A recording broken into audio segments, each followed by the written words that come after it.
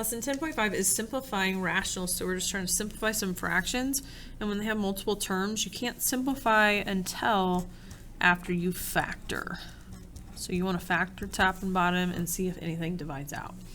So on the top, we've got a basic trinomial. We would have to have two negatives, so that'd be x minus 5 times x minus 5. And then on the bottom, again, we would have to have two negatives to multiply to make positive 15, so it'd be x minus 5 and x minus 3. And so the x minus 5 divided by itself, that cancels to be just a 1, and you can ignore it. And so our final answer would be the x minus 5 divided by x minus 3. I couldn't divide out an x because these are kind of connected together still. They're a quantity.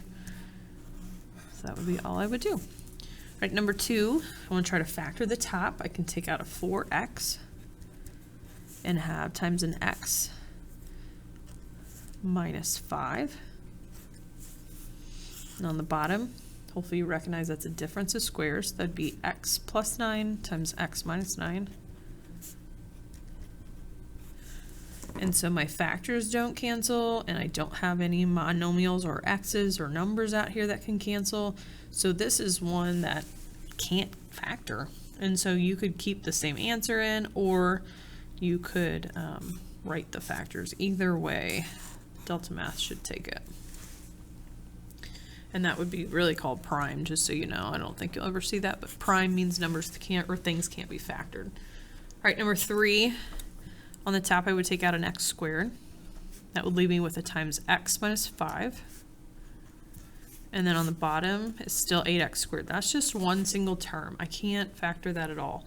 But what I notice here is I have an x squared divided by x squared. A number squared divided by that same number squared would cancel to make 1. So sometimes that happens. So what I'm left with is x minus 5 divided by 8. And then number 4 is kind of like number 3, but this time I have more terms on the bottom. So on the top has to stay the same. On the bottom, I'm going to take out a 20 x cubed, and that would leave me with an x minus 6, and that's it.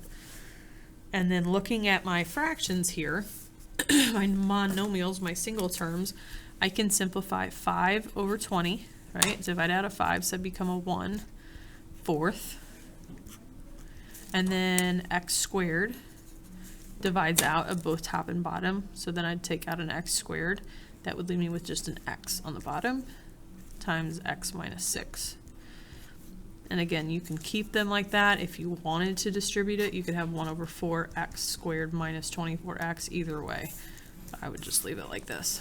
But we had to put a 1 in the numerator saying that this all canceled. And number 5, we've got a trinomial here, a basic trinomial. We need two numbers to multiply to make negative 21.